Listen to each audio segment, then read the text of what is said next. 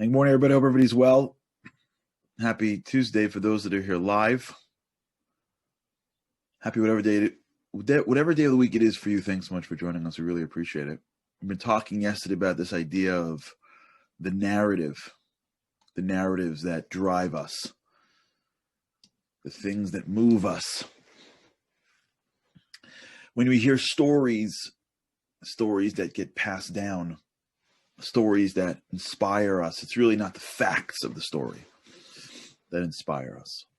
We really, unless you love boxing, it's not really about the fact that Rocky Balboa punched somebody in the face. There's something deeper, the narrative of the story of overcoming challenge that inspires us. When I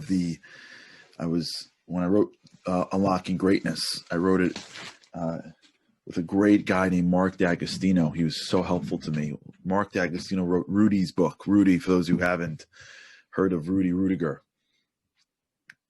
explained to me what it was like to write Rudy's book, what that did for people all over the world. It was about a guy that wanted to play football, didn't really play much.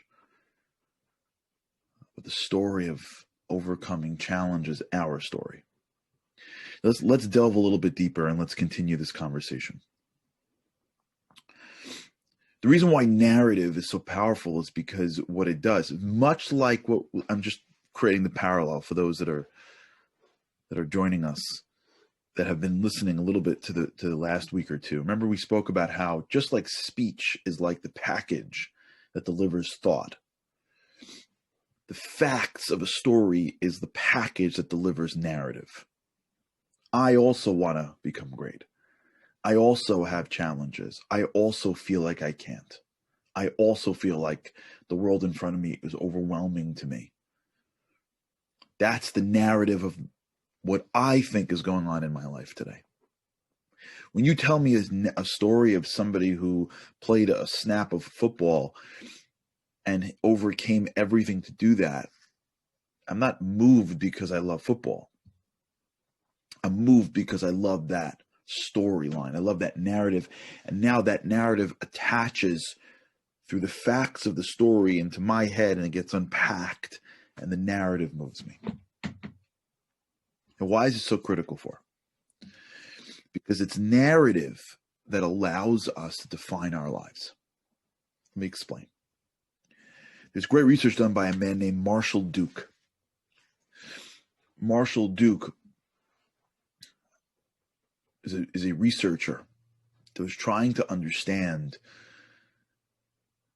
why certain families show resilience. There are some families that stick together through everything. Some families, it seems as if like they stub their toe and the family breaks apart. There's some families that through thick and thin, they're all holding hands, and some family are killing each other, even when life is totally what seems like fine. And he was researching the resilience in families and talking to his wife about it, his wife, Sarah. And Sarah actually was an expert in kids with learning disabilities. And they thought, let's collaborate. Let's figure out what it takes for kids. Like what is it that makes certain kids resilient? Kids have learning disabilities, start off in this world in a learning environment. There are people with learning disabilities that are just killing it in life, but you got to get through school first. So when you're like in 4th grade or 7th grade, they're always talking about you. Trust me, I know people with learning disabilities that are doing just fine in life. As soon as they graduated high school, they're good. But until they got that diploma. So these kids are struggling through an educational system.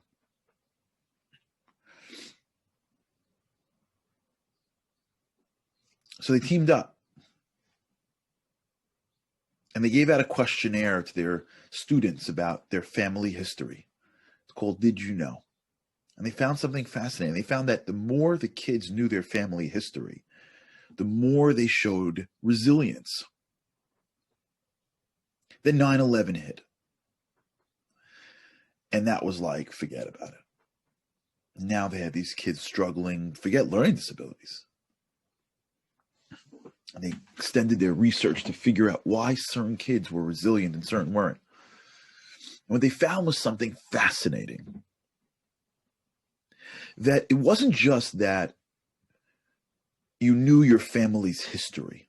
That was like ABCs. If you didn't know your family's history, then I guess you didn't get into the game even. But if you were in the game and you knew your family's history created a certain level of resilience on a condition. They identified there were three sort of like meta narratives that families had. Three types of narratives. Listen to this. This is awesome. The first is called the ascending narrative, where we started low and now we're ascending high. We came to this country with nothing. Your father worked in a store. Your grandfather worked in a store, right? Worked to put your parents through school. Your father went to school, right? Became a professional, right? We moved from this neighborhood to that neighborhood, this thing to that thing, and we're ascending, living the American dream. The American dream, in many ways, is the symbol of the ascending story. We came with nothing, and now we have so much. The second narrative is the descending story. We had so much, and then the depression hit, and we lost it, and we still haven't recovered. We had so much, and then this happened, and this happened, and then we've been tumbling down. Usually this includes blaming other people. You see this narrative throughout America sometimes. Our country was amazing before this group of people walked in. You hear this story? They're the ones that is the cause of our ruin. It was all perfect before then. You see this also with sometimes you see people, they blame things. Before the internet, everything was perfect. Relationships lasted forever. Everyone had respect. We're descending. And what they found was that both of these narratives seem to not really translate to massive amounts of resilience. And you can sort of speculate why, right? If your family narrative, if your family history, if you're a kid in the 7th grade and you know your family history, which is amazing, and you know that your great-grandfather or grandfather came to this country and then your parents stepped up, guess what happens when you hit a wall in school? You're going to be the one to break the chain, right? So there's a lot of stress. You see this with people when academics is a big deal. Your father went to Columbia, your grandfather went to Columbia, right? You see the descending story also not being so great. Woe is us. I knew it. They're all liars and cheaters. They've been taking us. That person gets special privileges, not you. But there's one story, there's one narrative that seems to have created an incredible amount of resilience.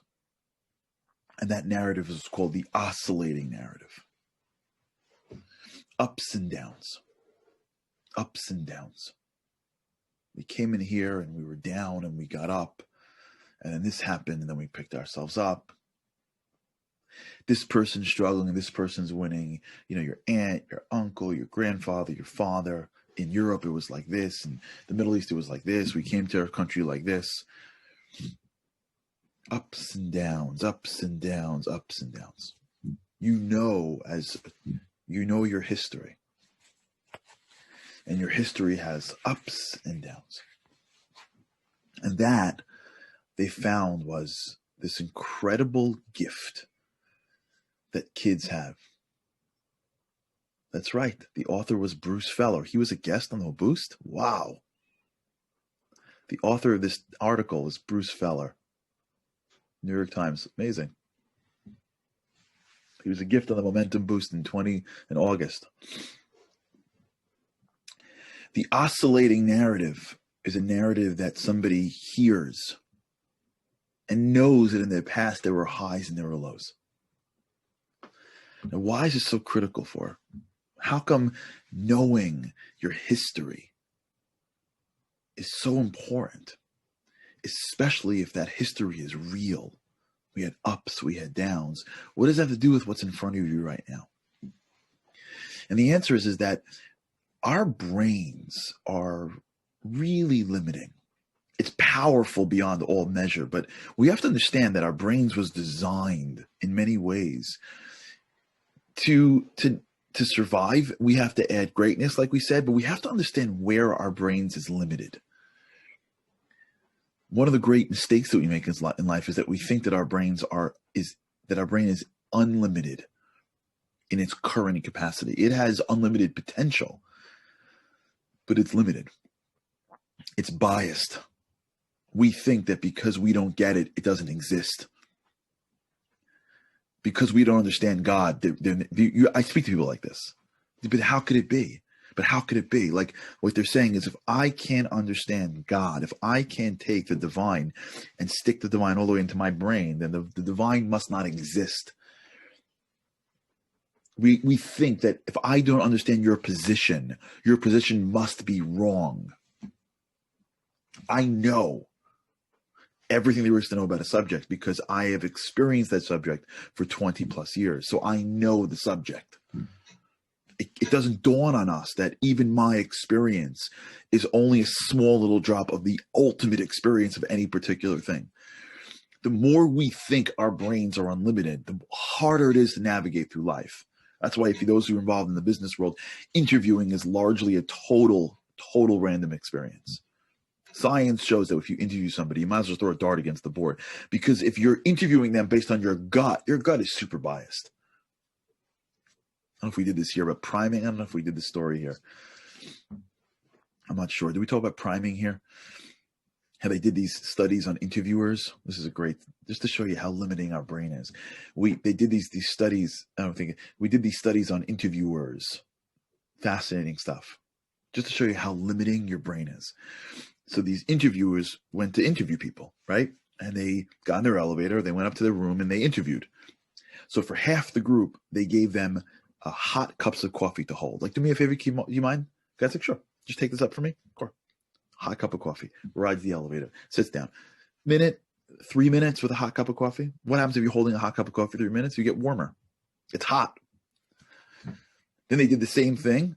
The studies, obviously enough time for the study to be real, with a cup of iced coffee. They were colder. And they found that the warmth or the coldness of each coffee, which got into like the sort of like the bones of the person holding it for those few minutes, and they sat down to interview, impacted how they saw the candidate. Because if I walk in and I'm comfortable and I see you, I sort of like you a little bit more. And if I walk in and I'm uncomfortable and I see you, I sort of am a little more annoyed. I thought I was interviewing the candidate. I had no idea that you were priming me in a study and the candidate was irrelevant. I had no idea that I was the study. The more we realize that our brain is limited, the better we become in life. Let me tell you that. The more you realize that you can do very little, the better you can put people around you that can do what you can't do. The more we humble ourselves, that we don't know everything, the more we connect to other people, the more we don't judge people, the more we realize that our brain is just mostly in potential. The better we connect and we get more out of life that way. But one of the areas that our brain is really limiting is in our memory. We don't remember a lot. We think we remember a lot, but we don't. Think about 10 years ago. I don't remember 10 years ago. I remember maybe a holiday, maybe a life event. Maybe I could find a moment and remember everything around the moment. Maybe you can remind me something in my neuroplasticity. Maybe. But like, unless you're like a savant, you don't go back to March 16th, 2010. You're like, oh yeah, it was sunny that day. I can't believe I didn't have enough checks in the morning for breakfast, but I'm happy I had at the end of the day and the train came late. What? I don't even know what you're talking about. Something could jog a memory. So how do you remember things? So there's anchors that we use. That's why holidays or events are major.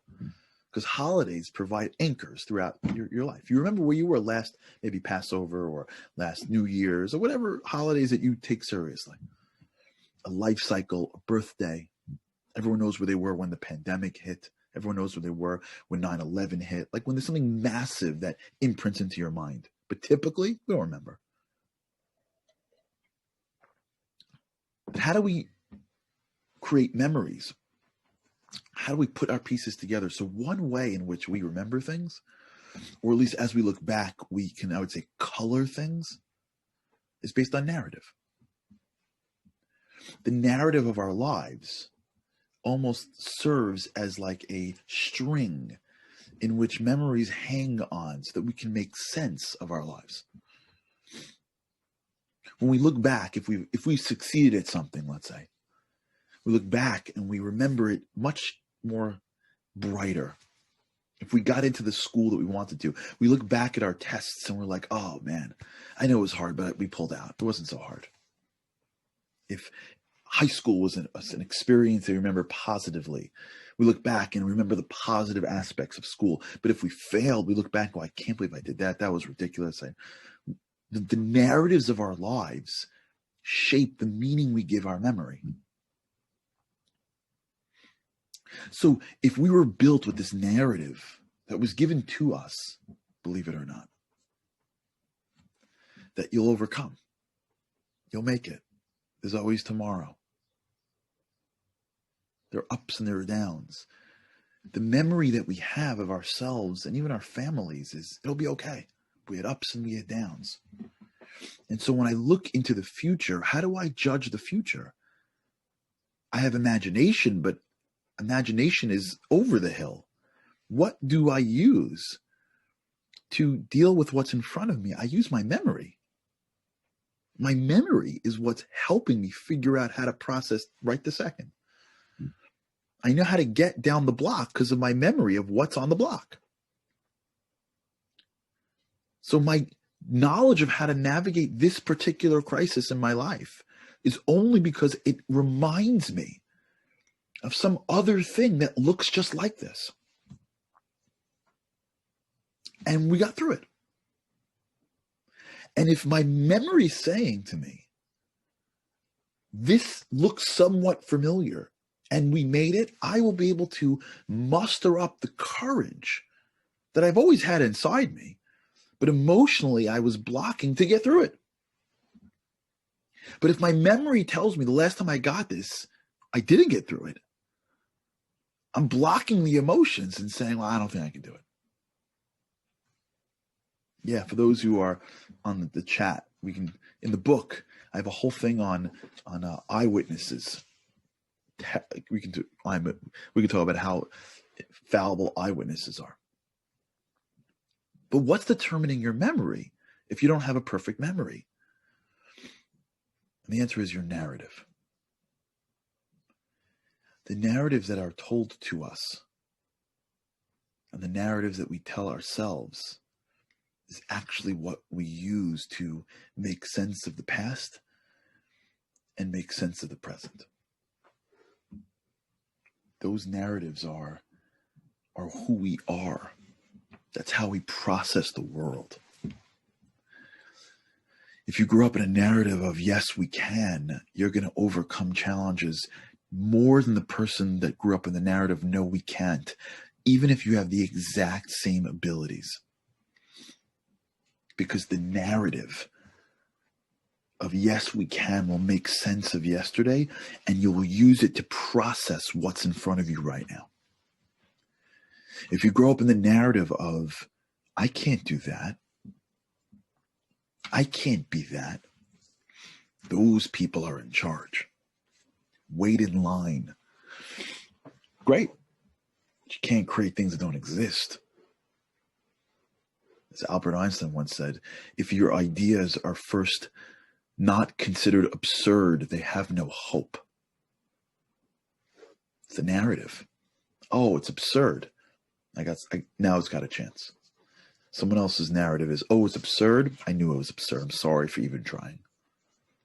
We'll talk about this. When a kid grows up and knows that in his family, we had ups and downs, we win and lose, and we're still here. When the kid has a down, he goes, it's okay. We've had downs before. We'll go up again. Let's keep on pushing. He doesn't know where it comes from. The collective memory, the collective narrative of his life is part of how life works. the narratives that we tell ourselves. Now, remember, we did this last week and we will continue. Facts are just sharing narratives. I want you for a few minutes today to listen to how people talk and listen to how you your own talk, how you speak. It's probably the more grammatically way of saying that. When I tell stories, when I think of stories, when I stand in front of a challenge and my brain tells me a story of what's going to happen, what's the narrative? Is it like this, ups and downs, but there's always hope? Is it down? What is the narrative that underlines the stories that maybe I was told growing up? The stories that maybe I tell the people around me? You know that narrative? We could do. I can't even start. Tomorrow, we got to continue talking about narratives. All right. Just think. Just watch the narrative underneath our thinking, underneath the stories we tell, underneath how we are dealing with the current environment. We'll begin to realize just how much our minds are being prepped for success or prepped for failure. All right, everybody, have an amazing day. And with God's help, I cannot wait to see you again tomorrow. Have a great day.